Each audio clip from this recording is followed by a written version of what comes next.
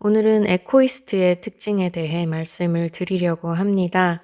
총 7가지를 말씀드릴 텐데요. 이 7가지 특성 때문에 나르시시스트에게 당하고 휘둘리게 되고 그렇기는 합니다만 이 7가지 특성을 제대로 된 곳에 잘만 사용한다면 여러분은 그 누구보다 더 훌륭하고 탁월한 인생을 살게 되실 겁니다. 여러분이 남자이든 여자이든 나이가 아무리 많든 또는 아무리 어리든 학력이 높든 낮든 어떤 학교를 나오고 어떤 부모 밑에서 자랐든 상관없이 자기 자신에 대해서 똑바로 바라보고 아, 나는 인생을 그냥저냥 살 사람이 아니구나 하는 것을 느끼게 되셨으면 좋겠어요. 평범하고 소소한 것으로 행복을 느끼는 그런 삶을 목표로 잡아야 하는 사람들도 분명히 있긴 합니다. 특히 나르시시스트들은 작은 것에 감사하고 일상적인 것에 기쁨을 느끼는 그런 삶을 좀 지향해야 될 필요가 있어요. 그렇지만 에코이스트들은 다릅니다. 여러분은 세상의 수많은 사람들에게 선한 영향력을 끼칠 수 있는 잠재력이 있는 사람들이에요. 저 같은 초보 유튜버에게도 사람 하나 살렸다며 감사의 댓글을 적어주시는 분들이 정말 한둘이 아닌데 여러분은 분명히 저보다 더 멋지게 선한 영향력을 끼치며 살 수 있게 될 겁니다. 자, 그럼 보기에 따라 단점이 될 수도 있지만 엄청난 능력이 될 수도 있는 에코이스트의 7가지 특성에 대해 말씀을 드리도록 하겠습니다. 첫 번째, 주목받기 싫어합니다. 자신이 잘한 것, 그리고 성취한 것, 성공한 것을 남들에게 말하는 것이 이기적인 거라고 생각을 해요. 그런 말을 할 자격이 없다고 생각하기도 하고 자기 자랑을 한 것 같아서 죄책감을 느끼기도 합니다. 자신이 조금이라도 오만하게 보여지는 것을 굉장히 싫어하죠. 그래서 다른 사람들이 자신을 향해 칭찬을 하면 불편한 마음이 듭니다. 암튼 이 에코이스트들은 스포트라이트 받는 자리를 어떻게든 피해 다닙니다. 남들 눈에 띄어도 괜찮다고 생각할 때가 있기는 한데 오로지 다른 사람을 도와주는 모습으로 드러날 때만 괜찮다고 여깁니다. 한순간이라도 자신이 이기적인 모습으로 보여지는 것을 굉장히 싫어하죠. 그런데 사실 이 성격은 나중에 많은 사람들을 이끄는 리더가 되었을 때 굉장히 빛날 수 있는 부분입니다. 훌륭한 리더는 자기 자신보다 다른 사람을 더 빛나게 해주는 사람이거든요. 자, 두 번째입니다. 관계에서 뭔가가 잘못되면 곧바로 자기 자신부터 비난합니다. 뭔가가 잘못되면 남 탓부터 하는 나르시시스트는 에코이스트가 이렇게 스스로를 비난할 때 거기에 맞장구를 치고 자기 잘못까지 얹어서 덮어 씌워버리죠. 이 에코이스트들은 갈등을 굉장히 싫어하는데 자기 자신이 손해를 보더라도 갈등을 일으키지 않으려고 애를 쓰는 사람들입니다.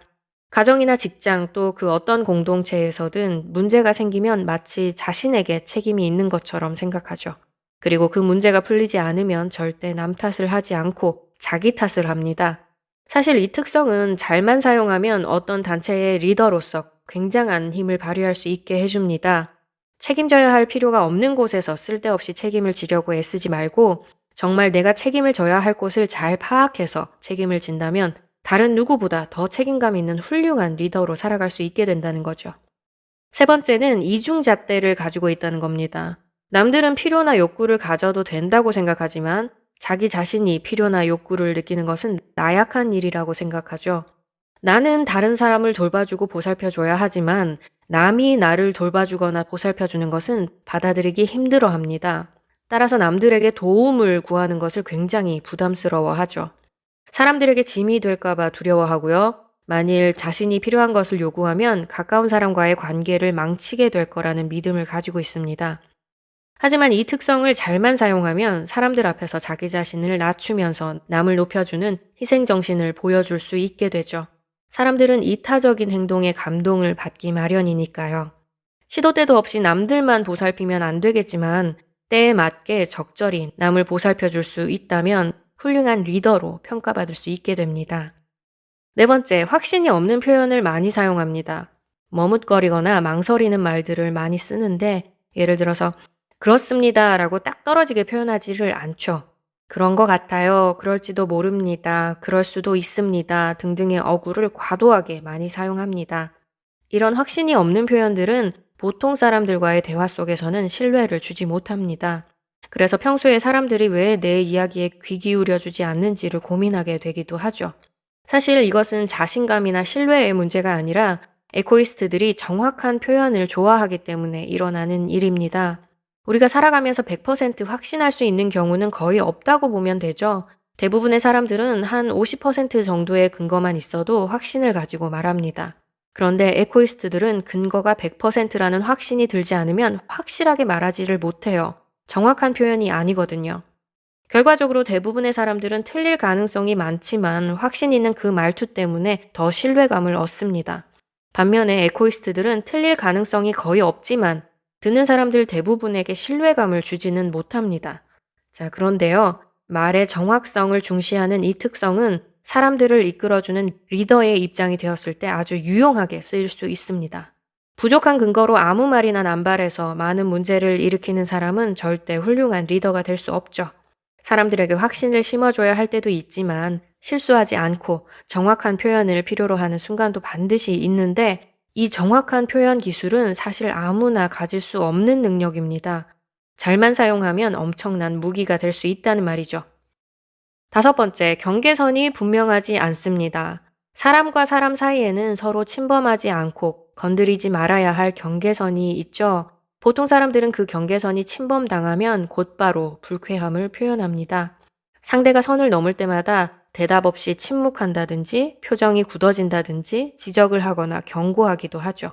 그런데 에코이스트들은 남들이 자신의 경계선을 침범해도 아무 표현을 하지 않고 넘어가는 경우가 많습니다. 심지어 침범당했다는 것을 아예 의식조차 못하는 경우도 많다고 해요. 노라고 말하고 싶을 때, 거절하고 싶을 때조차 그냥 yes라고 말해버리는 경우가 있습니다. 에코이스트들은 나름대로 상대에게 힌트를 주었다고 생각하지만 대부분의 사람들은 에코이스트가 느끼는 것을 느끼지 못할 때가 많습니다. 그래서 yes 아니면 no를 고지고대로 받아들이는 대부분의 사람들에게 오해를 살 때가 있죠.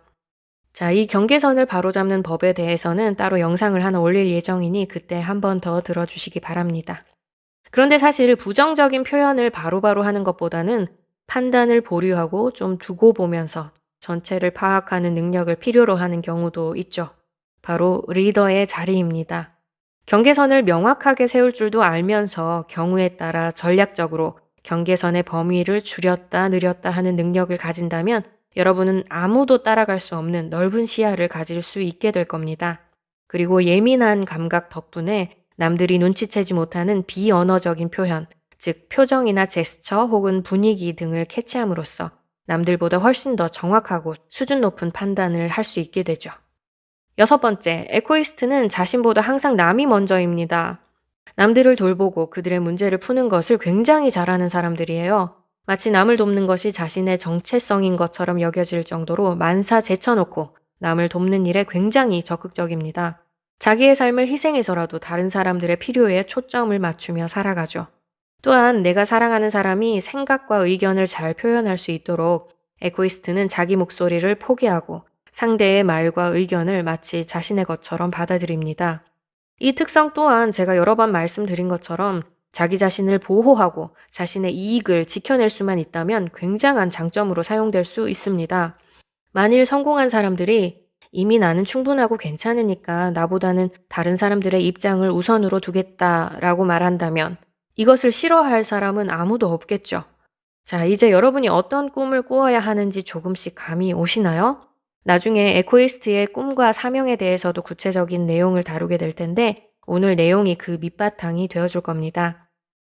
마지막 일곱 번째입니다. 이들은 질투심 많은 사람들과 관계가 얽혀 있습니다. 이 에코이스트라는 단어를 만든 크레이그 말킨 박사는 에코이즘이 가정 환경으로부터 생겨난다고 설명을 해요. 예를 들어서 만일 부모님이 자랑하는 것을 싫어하거나 자신을 내세우는 것을 싫어하는 경우 그 자녀들 또한 커서 그런 마음을 갖게 됩니다.